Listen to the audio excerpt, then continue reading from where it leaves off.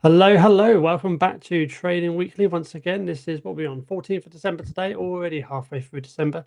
How you doing, Kay? I'm doing great. Happy Sunday to everybody. Sean, this is amazing. I mean, we had a snow today, snow day. So Yeah, so how big was it you said? I've forgotten already. about 4 inches in New Jersey where I live. So it's not bad, but you still need to shovel the snow. Yes, it's like all those movies that we watch in the UK. We don't get snowed in here, very rarely. If you do get a bit of snow, it's normally kind of February and everyone just panics for about a week. But yeah, it's always a good fun. Obviously, welcome back everyone to another live stream here at 1 p.m. Eastern Time. We're here every Sunday. Pretty much. But we'll let you know when we're not here. Next week, actually, you might as well get it straight out of the bat. Next week, we'll do a Christmas special. Be Yes. about an hour and a half, depending how much audience requests we get. We'll talk about our picks for this year, which is 2025, how they went, and obviously we're going to talk about our picks for the year after. I've got that right, didn't I, Kay? Yeah, you got it right. Awesome. We will be sporting well, maybe both, but a Santa hat and a Christmas jumper. So that's probably worth coming anyway. So yeah, be prepared for that for next week at 1 p.m. Eastern time.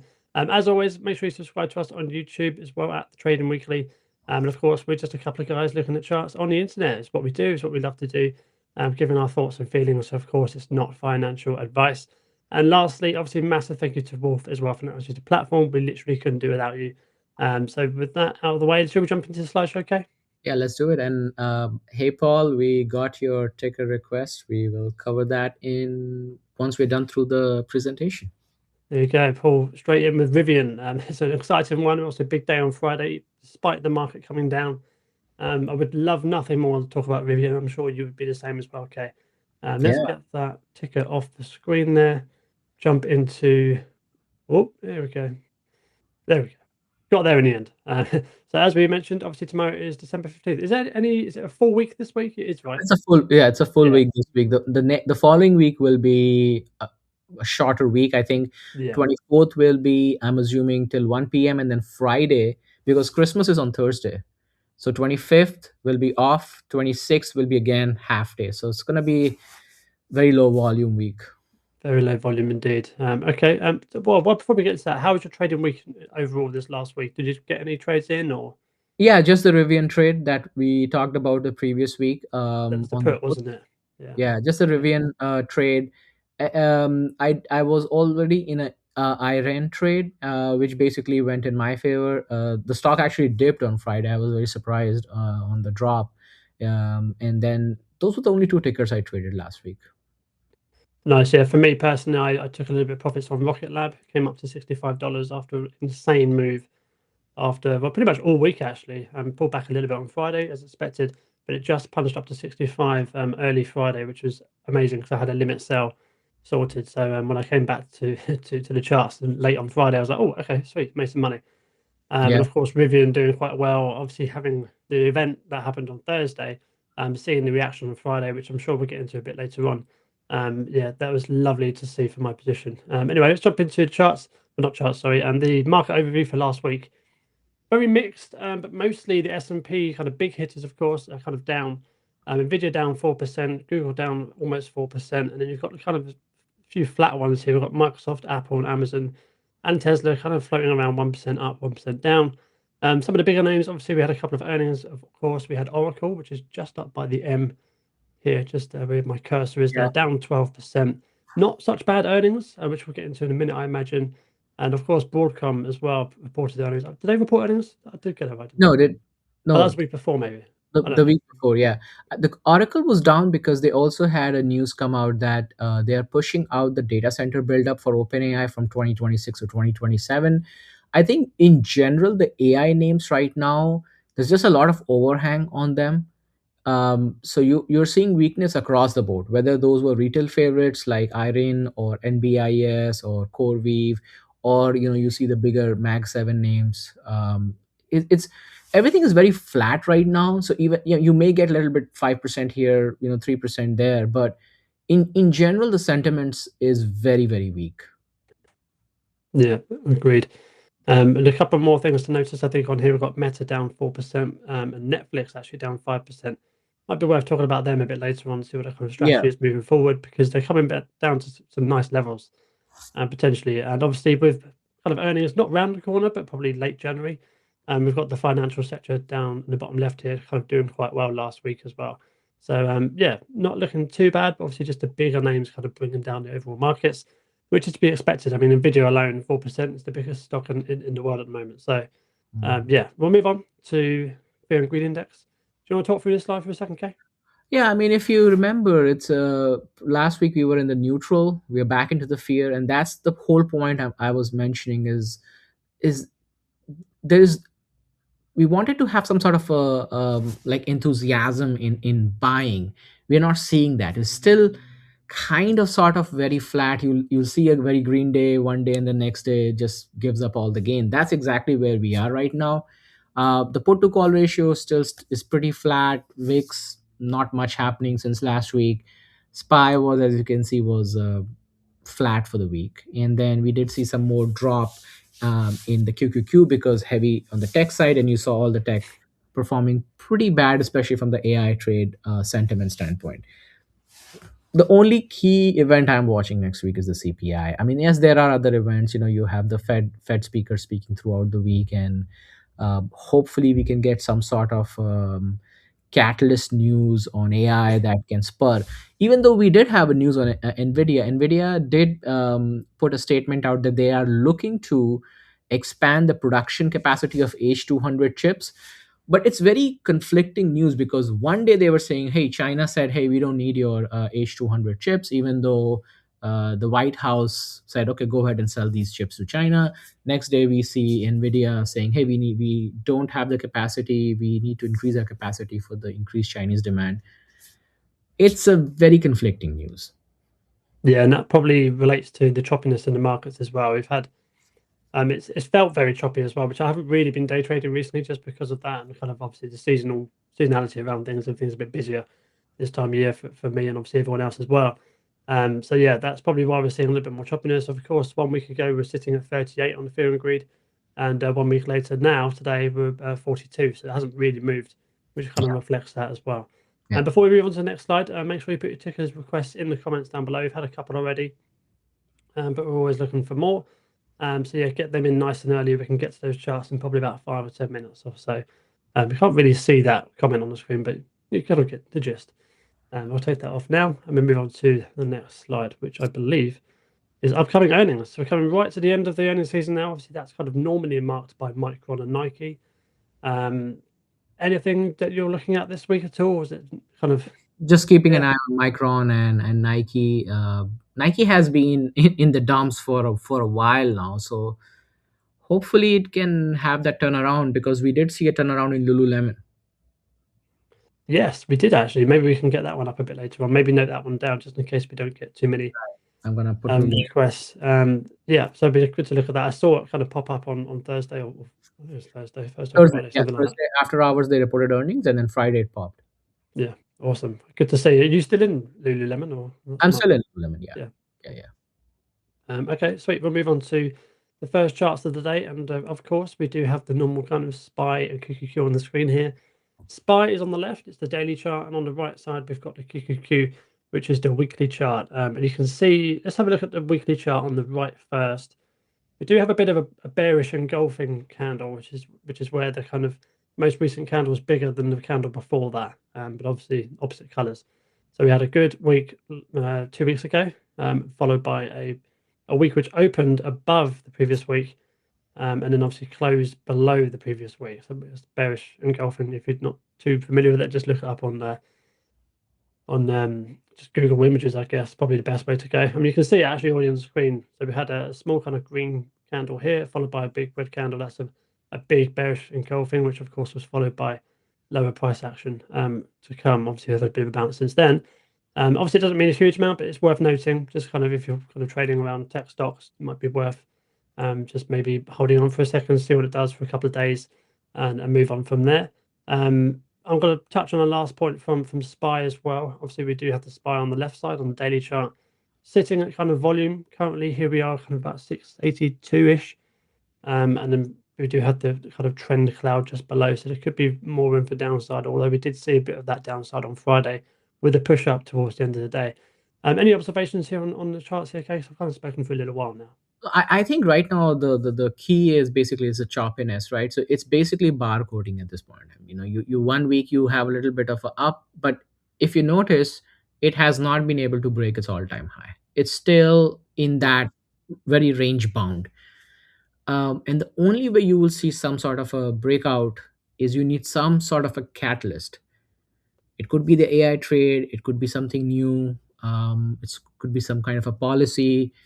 I don't know if we have any major trade deals left because China trade deal is already done. So I don't know if we have any news on that front left.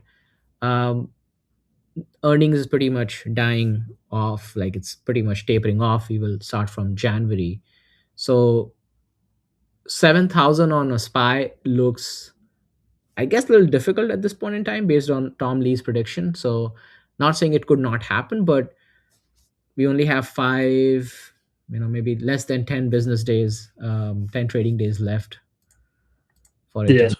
got to be a tricky move if that was the case. Of course, we do see these moves, and we've seen it fairly recently as well. We've got candles kind of what's that, kind of mid to late November here, 1, 2, 3, 4, 5 days, and boom, we're up basically about 5% there. So it can happen, of course, but given the latest news, obviously we had the 0.25 rate cut the other day, so that's obviously something to kind of take into account. And also we've got the technical level basically a double top here. Yeah. A lot of people kind of trade around those kind of things. We had a brief double top here as well, probably what's that, 6 trading days ago. It just kind of failed to break through there once again as well. So it could potentially actually be a triple top, which sometimes is the most dangerous, in my opinion. But I'm sitting on my hands at the moment. I've just kind of got my swing trades. I've got my stop losses in place. I'm just kind of riding out the rest of the year, to be honest, because like I said, we're a bit busy. And I think that's an important point for a lot of people. If you are busy, just don't force trades. Just sit on the ones you have, and then just come back with a fresh mind next year, Mhm. ready to go. Anything else to add to that? Okay, Nope. awesome. We'll move on to the next slide then. Where to find us? You can find me. I'll go first, shall I? You can find me on X at Sean Trades _ I post basically mostly charts, some trading psychology and that kind of stuff as well, and kind of some of my live trades, which sometimes take place. And of course, you can get me on YouTube, which is my catalog of trading evergreen videos. So if you into your trading, whatever kind of stage you are on your trading journey, I'm sure some of that will be able to help you. Had a video come out yesterday, which was the trading goals for 2026, which kind of followed on from the lessons that I had in 2025. So a couple of good videos out recently, at least in my opinion. But yeah, that's it for me. What have you got going on? Okay. Yeah, similar. I am available on X as well, posting mostly a lot of tidbits of information on trading, my trades that I'm taking.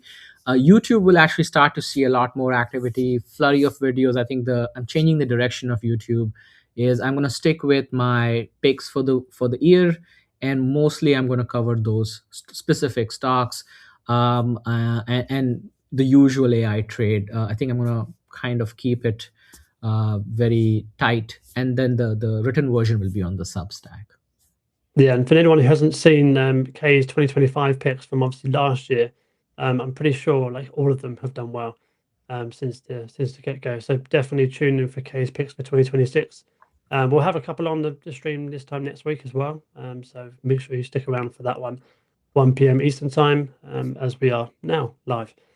So we'll move on to the next slide then, which is our past performance. We picked a couple of stocks last week. I picked Amazon. It was subsequently down 1.38%. And you picked RIVN, which was up 5.38%. So yeah, a couple of interesting results there, but of course you take the win once again. So it looks like we're going to finish the year fairly flat considering where we were. So you've won the last well, what's that? 7, 8. I You've think won the the last 7 out of 8 weeks, Yeah, I which think is the incredible. second half was a better half for me compared to the first half. You were, killing it. Yeah, no, we definitely switched roles there, haven't we? So a game of two halves, as they sometimes say. But yeah, just a bit of fun. This week we've got I've got Alibaba and you've got NBIS. NBIS, yeah, Yeah, Nebius. cool. We'll start with Alibaba then. This is my pick of the week, and very simply, I'm looking for a break of this trend line to the upside. You can see this on the American Stock Exchange and also the Hong Kong Stock Exchange as well. This trend line is more solid on the Hong Kong Stock Exchange, but they both kind of tell the same story. So I'm basically looking for a break here. Potentially come back down for a retest of 160. My entry point would be around about 160 to 156, depending on when that touch comes back down. Of course, it could not break at all, and that's why we have to be patient, practice patience within our trading. But the simple nature of this is if it comes down and enters, stop loss will be placed down below the most recent low, and obviously I'll follow that up as soon as possible.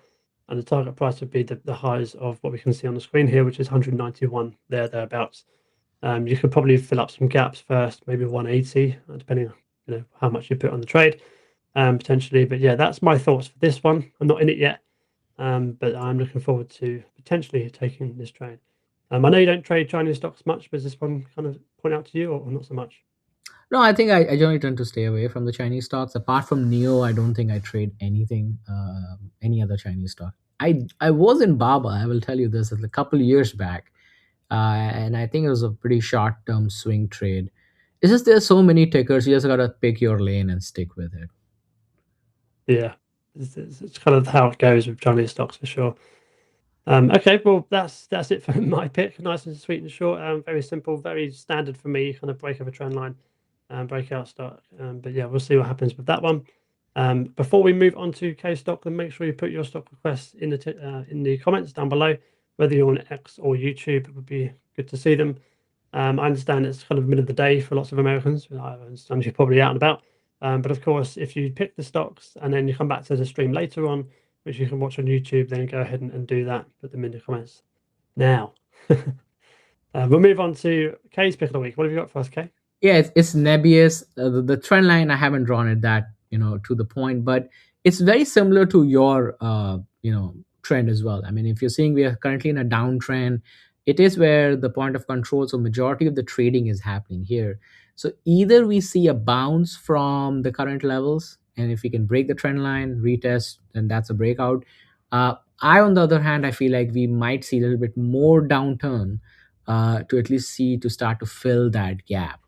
And I really would be interested to start building out a position somewhere in the range of 72, 60, 65 to 72. That's where you start to see a lot of trading volume. But again, we could see a break of the trend here, retest, and if it breaks up, we could see a breakout. But for that to happen, you really need the AI narrative to change. Right now, the AI narrative, AI trade there's a lot of negative sentiment. If you watch the news, you'll start to see why this, you know, basically they're worried how is there anybody going to recoup their investment, and they keep questioning this. And I feel like this is just like it's like a template. They just bring the same template out on the news channel to kind of say, oh, this is what is happening, let's use this template. So right now suddenly we are talking about, hey, how you're going to pay for these investments. Do we need a build out? Do we? And then suddenly the next day, if some news comes out which is pushing AI narrative, they'll say, oh yes, we need to do the build out is the most important thing. So I feel like there isn't much value watching these news, but at least you kind of start to get the idea on why certain stocks are not trading as well as, because honestly, what has changed from the build out? Build outs don't happen in 1 day or 2 days, right? It's a month, quarters, even years sometimes for the build out to happen.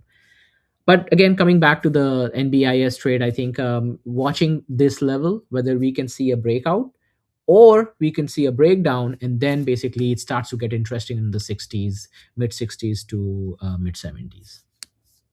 Yeah, I'm kind of with you on the execution of this trade. I think definitely having patience and see if it drops down further would be my play, just because of the nature of how fast it moves. And you can see on the chart here, even just this most recent low is 80, and it's kind of moved up to over 100. That's a 20% swing. Actually, well, more than that actually. So yeah, you can see that this stock does move quite fast. And also, if you had a line that started from down here on the left side of the screen, put all the line all the way across the lows, we're kind of just breaking that to the downside potentially as well. So it could be Exactly. breaking a downward trend line.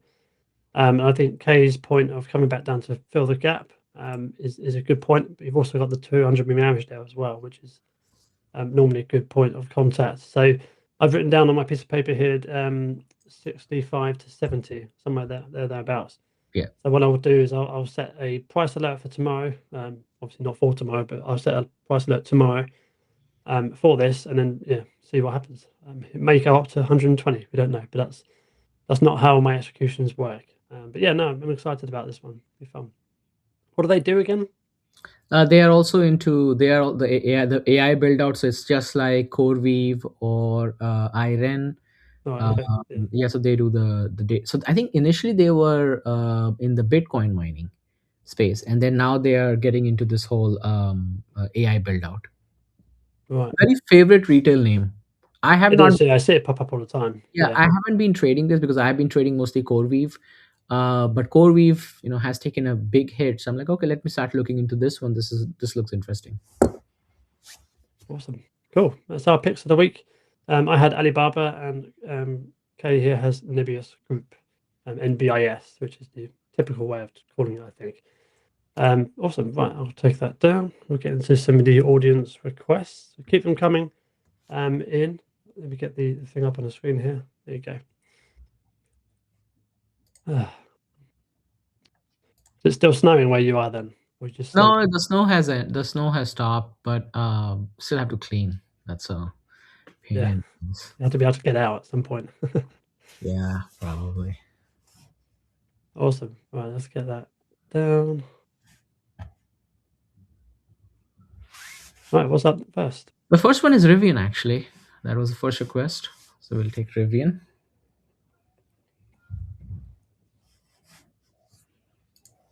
I think why don't you actually do the technical first, and then we can talk about the future or the trade. Yeah, of course. So very simply, it's kind of done exactly what I wanted to do. It's kind of moved up towards the previous resistance from way back when, which is back here in July of last year. Let me just get rid of that. There we go. July of last year. We tested that obviously most recently after the earnings. You can see the earnings badge just to the left of K there on the bottom, and obviously we made a bit of a run, came back down naturally, which is fair enough. Obviously, come back maybe reversion to the mean type thing, and it just gradually got back up, and the excitement of the company kind of pushing forward, which we'll get onto in a second. And then obviously we had the event, which was on Thursday, which is these two dramatic candles. I actually had a bit of a sell order, just to take a little bit off the table for Christmas kind of thing. And obviously just had that kind of cash kind of floating about for anything that might happen in the markets. And it wasn't a huge amount, but it was enough to kind of make sense to me at least. So I had that set at 1830, I think it was, top of my head, which I think is that white line. So that happened very comfortably Friday morning. Subsequently, it's come back down a little bit, but I do expect it to kind of continue making a move towards that kind of 25-30 mark. I think my price target for next year would be 30 for sure. I think it has the potential to get up to 50-60, but I'm not sure if it'll stay up there just because, stocks, that's how it works. But yeah, I'm looking forward to next year's price targets for sure. I think Kaye wants to mention a bit more about kind of behind the actual fundamentals of the company, because you've been following it quite closely recently, haven't you? Yeah, so this year, starting I think March, April is when I started to really get into Rivian. And Rivian will be my one of the 2026 picks, just giving it out early, since we're talking about it. And the reason behind is that the there is a narrative shift, and it also has to do with Tesla. And just the way Tesla has been performing over this year, and with Rivian autonomy. Okay, it wasn't like, it depends on who you watch or who you ask. Some people think they did hit out of the park. Some people think it wasn't really that great. And if you actually look at the Tesla fanboys, they are pretty sour about what happened with Rivian. But that's not the point. The point is that so this was the first catalyst. The next catalyst is going to be the mass market vehicle. Now, whether you like the design, whether you don't like the design, it's a standard boxy SUV, and SUVs are very popular in US. So most likely you will see a surge in demand, considering if they can keep the price at 45,000, which I think so far we have got the confirmation they will keep it. I think those two catalysts coming out, I think really will probably put Rivian into a place where it is an alternative to Tesla. you like self-driving, whether you like to use FSD or not, that's not the point here. The point is now you have options. Before you only had one option, which is Tesla. So it's good to have competition. It's good to see both companies competing. It's good to see other players also coming in and competing, because that's good for the market. It's good for the consumers. I don't really care. So as you remember, last week I did sell a put. Sorry, I bought a put for Rivian because I knew you could have a sell the event. So we made money on that. And then on Friday, when we saw the 18% upswing, that's great for my long-term position and leaps. So you can still love the company and still do the right trade, right? You can sell, you can buy, and you can trade. We are trading here. Yeah, like a Rivian mastermind, basically. We talked about kind of trading it in both directions. It's quite difficult to do, to be fair. But quite I often when I you get love a sell and use event, it's quite often Yeah, the case. I love the company, I love the vision, but that doesn't mean, I'm not gonna put, if I know I can make money out of it, I will make money, because that's what we are doing here. Yeah, it doesn't mean it's going to go up all the time. Exactly. And you can see that reflected on the chart now. This is the weekly chart now. It's kind of been coiling now for a few years, essentially. Well, maybe a couple of years. Yeah, It's I just mean, kind of broken out that trend it's line now. So if you bought the stock during the IPO, it's brutal. And I hope you learned your lesson that every time you have an IPO name, now, for example, next year SpaceX might come out. It's probably going to have $1 trillion valuation, which means imagine the stock price, mm. I think they right? mentioned that today, didn't they? The stock price of like $400 and something dollars. I'm going to stay away from it. Let me put it this way. Yeah, but you're going to short it or not? I'm not going to do anything. I'm just going to let it cool down, let everything calm down, and then decide whether you really want to invest in SpaceX. Because just as because the Elon Musk company doesn't mean you just go in and invest. You have to look at what's going on, right?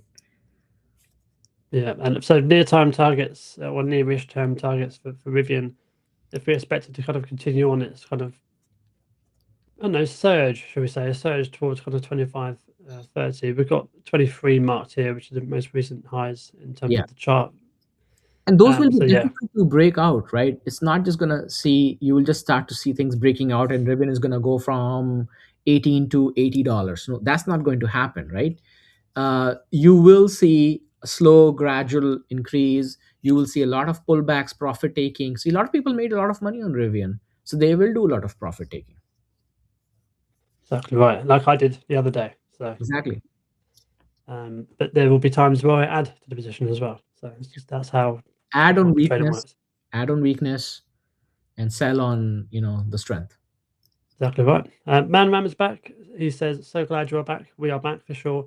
We've been back for 2 weeks now, and we don't plan to have a bit of a break for a while. I think I'm away in January for 1 week, but that's fine. I'm only in Spain. But yeah, we'll get to that a bit later on. Okay, what's next? Okay. Next is SMR. That's the second request we got. Well, let me add Man request as well. Okay, looks like SMR we've actually had before because I've got some lines on the chart here. Um, None of it played. I kind of did play out actually. To the downside. Well, both because I think we did a. Let's go back into the daily and have a look. I think we had a potential where it could have gone.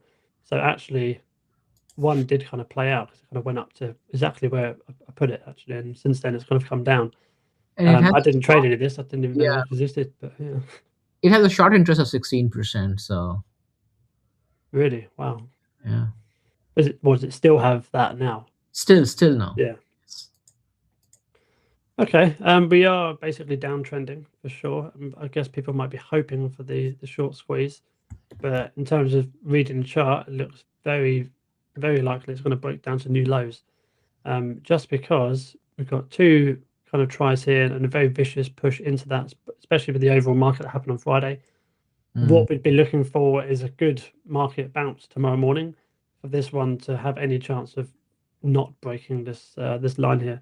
That line is 18. What in my glasses? $18. That is that Yeah, line. yeah. So just be wary of that line there. Where could it go if it did break that? Let's have a zoom out and have a look. I mean, just looking at the other 15.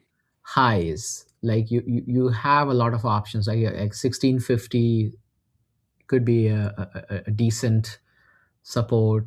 You could see in the 12, 13 range, you can see some decent support. So there are a lot of support levels. But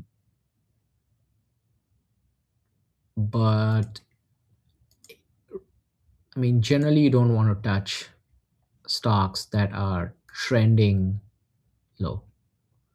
Yeah, especially when all of the moving averages are above. But if you drew a trend line there, I mean, it could be possible it's breaking out, but it's a very steep trend line. Yeah. Yeah, I mean, there is possibility for a bit of a retest at these levels, maybe a short, sharp bounce below that red line, and it kind of pops back up. But that's kind of clutching at straws there, I would say. Yeah. I I mean, would stay away from it for now, for sure. yeah. I mean, there are definitely a lot of support levels from the 14s to 15s to 16s, and then even in the 8, 9, 10 range. But if you buy now and you're in the $8 range, that's that's a big drop. So you want to see the. Exactly right. I mean, what do they even do? They are the New Scale Power Corporation. What they do is Because you've got to think. Sometimes you've got to think about the industry and where it is currently in the economy. they provide small modular reactor technology solutions, a water reactor that can generate 77 megawatt of electricity. So I think the idea is that you're playing the energy sector. Hmm. So the energy sector is again tied up with the whole AI play.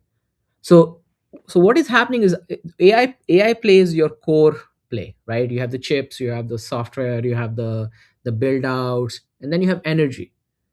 So you will see a similar uptrend when the core sentiment is up as well. If if if AI concept or AI trade is actually not working in favor, you will see all these pick and shovels also not going in the right direction. You can't have the energy being up if the AI trade is not doing well. Exactly right. Well, okay. I think you spoke about that one long enough.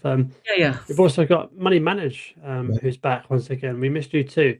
It's been too long. Well, it was been too long. We came back last week, pretty much unannounced, really. So it's kind of our fault. But we're back now, as I mentioned to Man Ram in the last comment. A few requests here as well, which is good to see. Good to have you back, Money Manage. We'll get Let's onto those in just a second. So who's next? What's next, Stephen? next up. Do you want to cover Lulu first quickly? Yeah, let's do that. Yeah. So I think in short, I don't know if you're trading Lulu or not, if you're interested in Lulu or not, but bottom line is the US sales are still struggling, right? They are down, I think 2%, 3%, something like that year over year, but their China sale is starting to climb. And Okay. and I can tell you, anecdotal example, I was in China for 2 weeks, and just a sheer number of Lululemon stores I started seeing popping was mind-boggling. So you could start to see the trend that they are starting to tap that market. The second biggest news, I think that is actually bigger news than is the exit of the CEO, which means now they're going to start to look for a new CEO, and I think that is required, and I think that is the reason why we saw this pop, the exit of the current CEO. This could be just a beginning as well, potentially. I don't want to sound like hopeful here, but you can see on the technical level, we've got a big kind of RSI divergence. This is a weekly chart as well, so this is quite large. We had obviously price action kind of decline since this whole year, pretty much. No, a year and a half actually. Yeah. And of course, the relative strength has actually got stronger, especially in the last few months.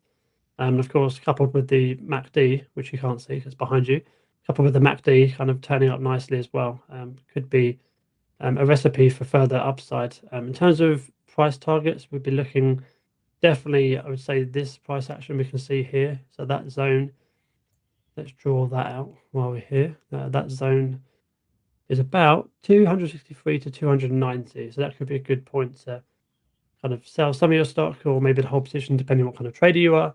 But that's a good, that's even a good kind of 25% from where we are now. And obviously you have a stop loss below the most recent kind of price action here around about 159, which is quite a large stop loss. But again, depends what kind of your risk profile is like. If you go down to the daily, you can see the 200 moving average is in the way of that large target that I just mentioned.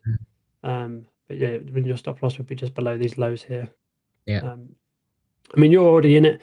I'm talking to people potentially that are not in it. Maybe you can wait a little bit for it to come back down to maybe fill this gap and then get in it, just to be a bit on the safer side. I think that's probably a good point to add. Yeah, no, I don't hate it. I probably won't trade it nearby, but I'll stick it on the watch list for sure. So I'm glad we bought this one up today, Right. because I was in it, I made some money in it, and I left it. Short term All right. trade. Next one is AMKR. And I think this is the first time we are looking at this. So what is it? I don't think it's the first time because we've got a line on here already. You do? I don't remember drawing that. So they provide outsourced semiconductor packaging and test services in US internationally basically. It offers turnkey packaging and test services including semiconductor, wafer bump, wafer probe. Okay. So definitely to do with semiconductors equipments. Interesting. Look how wrong we were. This was the first line that we drew. So we'll get rid of that. Get rid of the evidence. But no, seriously. I mean, the last 4 weeks, that 3 or 4 weeks that we've been trading, it's been up, between 40 to 60%. So that's pretty impressive if you've got into that recently. Always tough to buy stocks at this kind of price action because obviously we just had a large run, and MACD and RSI are probably exhausted. So you want to wait for them to kind of calm down. So perhaps we're looking at the most recent highs, which are here. So maybe just come back down and retest them. I think that'd be a good point to start. So that's probably $38. Yeah, I think that's probably a good thing to mention. Anything else that? Oh, actually, no. Look at this.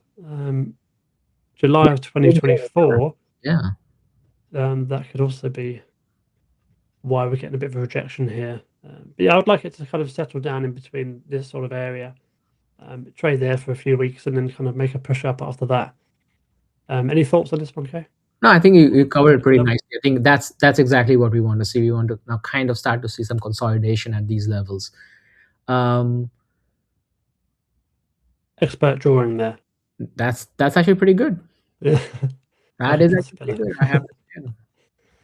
Awesome. Okay. I think we've covered this one quite well. Next is VIAV. Let's see what's that. It's VIAV solution. Let's see what they have. Did you cover this also? I don't think so, right? No, this one is definitely new. So what do they do? What do they do? They provide network test monitoring and assurance solution for telecom, cloud enterprise, first responders, military, aerospace, critical infrastructure. So they're into communication equipment stuff, and it's a US based company. And let me look at their quickly financials. So they generate about $300 million in revenue, and their EPS is about 15 cents. So it's a profitable company. Let's see. Yeah, I mean they are in that 250 to 300 range of revenue. And let's see what else they got. They got a strong buy rating from the Wall Street as well. Interesting. And a short interest of 6.5%. Price to earnings, forward price to earnings is 26.43. Let's see what else.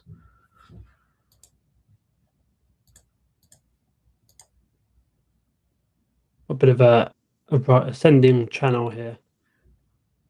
It's definitely I think it's definitely worth keeping because it's a $4 billion market cap. It's a small cap company. And we could see, I mean, this is not a bad, I'm going to put this on a watch list. Yeah, I think I'm going to be following this pattern more than anything. It's kind of holding the 20-minute average. You can kind of see it kind of poking through there a little bit in this line here. So definitely support there. We've got lots of volume here on the right side as support. Yeah. As well. So I'd definitely be looking for a bounce around that kind of 1750 level. Let me get that on the chart here for people to see, which will be that line there. So if it needs to definitely hold that in the next few trading days, especially given the kind of dramatic drop down on Friday. That was an engulfing candle on a Friday. pretty hard sell. Yeah, very big hard sell. So yeah, we definitely need to see some positive price action, which we have done in the last few months. So definitely there. I mean, we've got a bit of a gap here as well. Must be noted if we are having a look at this chart. Let's be honest. That gap there. I mean, it's a big gap to come down and fill, but these gaps do get filled sometimes. But I know you love a gap, don't you? Okay. Yeah. Awesome. Yeah, no, I'm definitely added that to my watch list as well. So looking forward to seeing how that Next develops. is Tesla. Tesla now. This one's really frustrated me recently. It's very actually I'm not frustrated because I have a 520 call open, a solar covered call at 520. So I'm happy as long as it barcodes and it doesn't hit by January 20th 520. I'm happy. I'll keep my stocks. But bottom line is like this is basically barcoding at this point in time. It's been in this range of 400 to 460 since what? September, mid September, and it's getting annoying. Yeah, I'll tell you why it's annoyed me is because I've drawn this essentially a bull flag. You can see on the screen there, kind of a channel that's coming down after kind of positive price action. It's popped out of there, it's come back down, it's retested it, so that would be your entry point.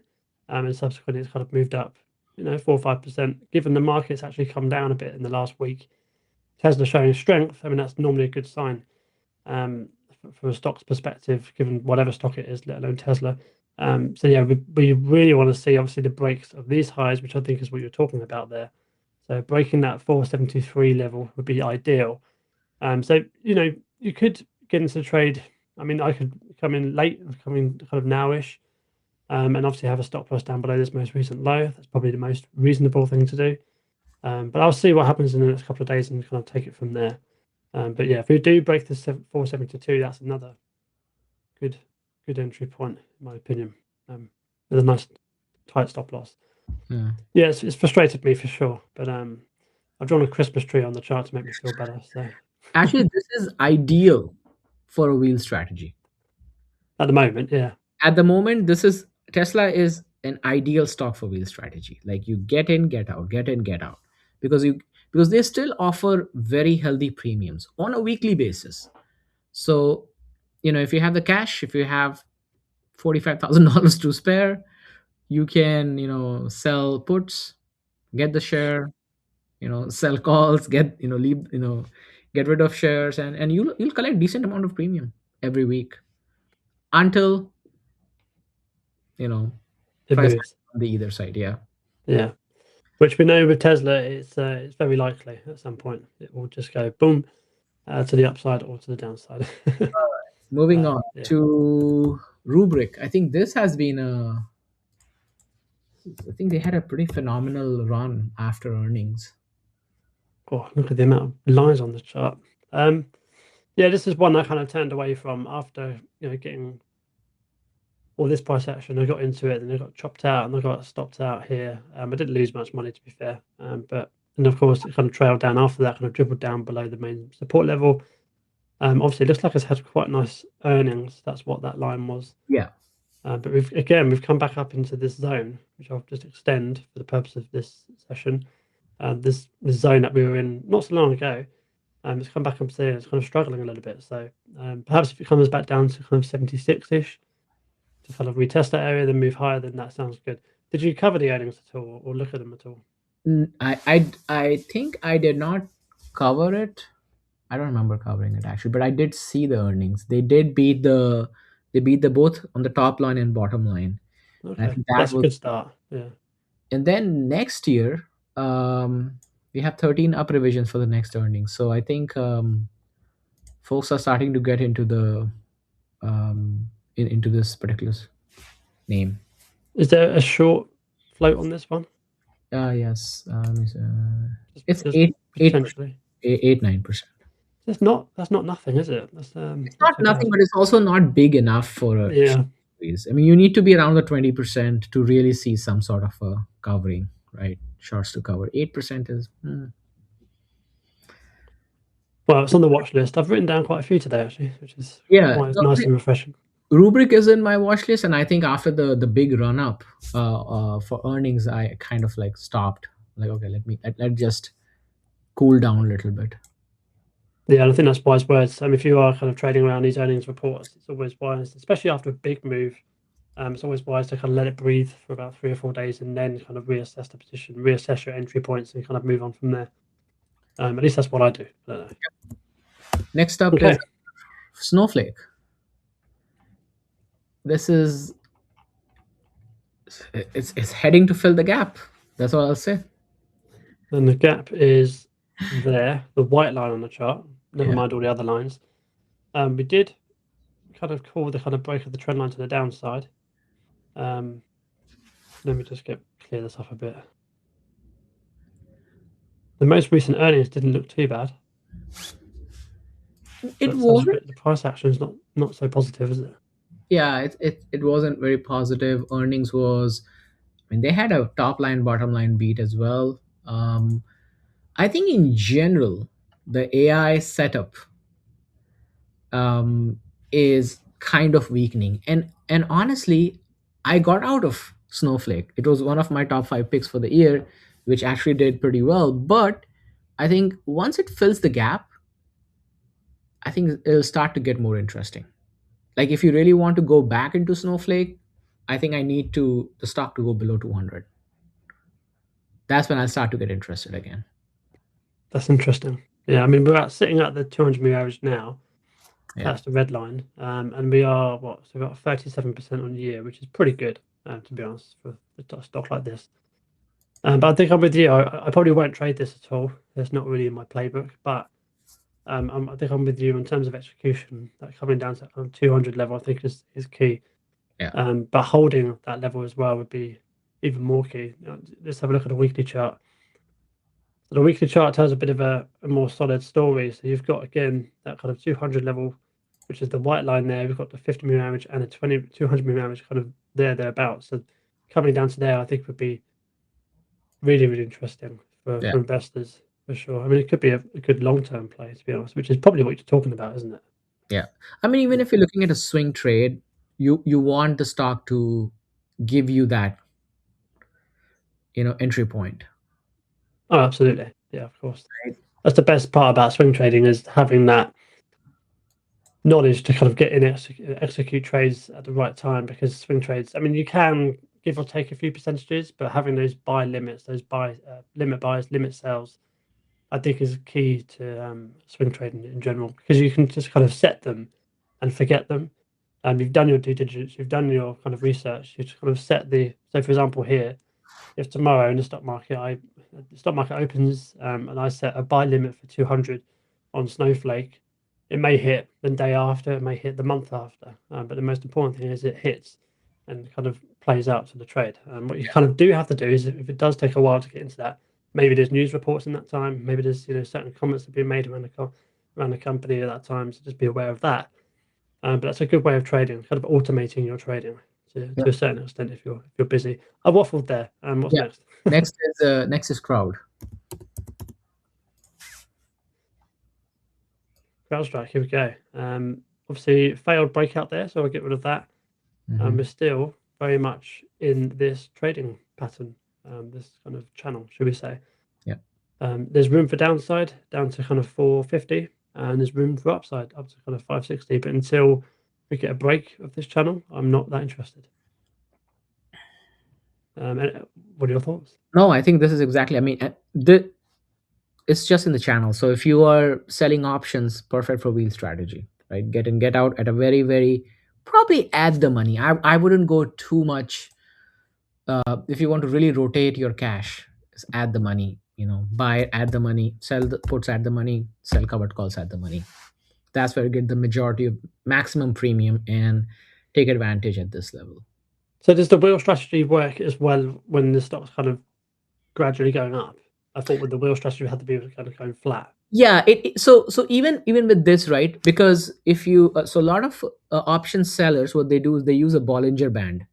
um I don't personally use Bollinger Band, but it's actually pretty cool to use that. If you use Bollinger Band, you'll start to realize it's exactly in the same channel.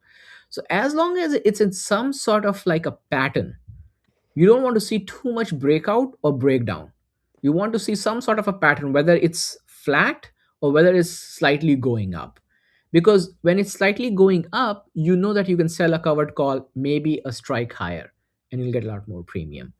So there is a little bit of a bullish undertone, because even in option selling, those are inherently bullish strategies. They're not bearish strategies. Even though you're trying to sell a put, it's still you're trying to get it at a certain price, and then you're selling a covered call. They're still bullish in nature. So that's why it's ideal. Now, if the stock is actually trending down and being flat and down, you want to avoid that, especially selling option, because what will end up happening is you will end up getting a stock at a higher price, and then you can't sell a covered call. Yeah. So kind of going gradually up is okay. Yeah, that's fine, because you can slowly increase your covered call strike price to You've got a get bit that. of a range here of Yeah, almost $100, about $80. That to me is quite large. it is large, but when you're, of course, you're selling options over here, you're trying to get like $8-9 of premium within this. Yeah. So you're already looking at a $10 range, $8 to $10 range on premium itself. So you are basically hedging yourself.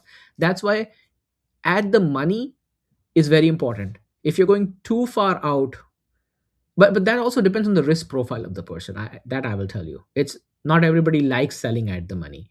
Some folks, like, if you want to be super conservative, you'll sell at a 15 delta or 20 delta. Um, so that depends on the risk profile of the trader. Yeah. That's good to know. Yes. Moving on to the next one, Celsius. Celsius, looks like it's going to be our last stock of the day. So We didn't get any we'll other. cover this one. But this is the Oh, we daily can cover chart. one more after that, is the Netflix. Okay, yeah, we'll do that one to finish off then. Okay. Celsius, this one had a bit of a run this whole year, actually. I missed that completely. Kind of February all the way up to, well, hang on, no, sorry, from 21 all the way up to kind of 64, so it kind of tripled in value almost. Crazy. Subsequently come back down. The latest earnings report, as you can see down there, probably not very good. It's a red shield, and it's reflected in the stock price. It went from 59 all the way down to 46. That's a big drop. Dropped a little bit further, coming back up after maybe a bit of relief there. But we've got some key support and resistance kind of coming up, as well as the moving averages, as well as the zone that I seem to have drawn on the screen here for some reason. So lots in the way in terms of resistance. I mean, I've never really traded too much into Celsius. To me, it's just a stock around drinks. I don't know if they're particularly innovative, but I think it might just be. It's just not for me. What about you? I think Celsius was such a phenomena. I think 2024. I think Yeah, everybody was talking about Celsius. everyone was drinking it and promoting it and all that kind of stuff. Yeah, Yeah, and then I think after that big decline, um, I mean, I'm really surprised. The stock is up 70% almost year-to-date performance. Crazy, almost 67%. yeah. I mean, the lows were basically at the turn of the year, so that's kind of a generous number. Yeah. But let's have a look at the weekly chart while we're here. Yes, it's kind of finding support at the 200 moving average there, so that's kind of to be expected. But as I mentioned, lots of resistance in the way, kind of between 45 and 50. So I wouldn't be buying it here, that's for sure. Well, for upside at least, I'd probably buy it for downside, to be honest. But I mean, if you look at it at a very, if you look at the daily for last couple trading days, it is starting to make the higher highs, right? But I don't know. yeah, but that could just be a bear flag. Yeah, but it's not. I don't know if it's enough.